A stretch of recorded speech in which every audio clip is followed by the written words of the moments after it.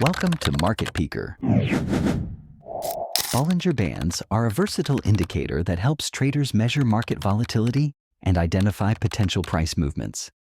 Let's break down what they are and how to use them effectively. What are Bollinger Bands?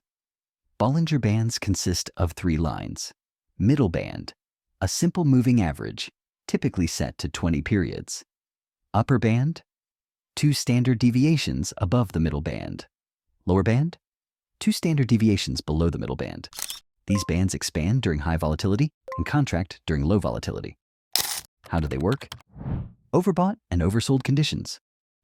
When the price touches the upper band, it may indicate overbought conditions and a possible reversal.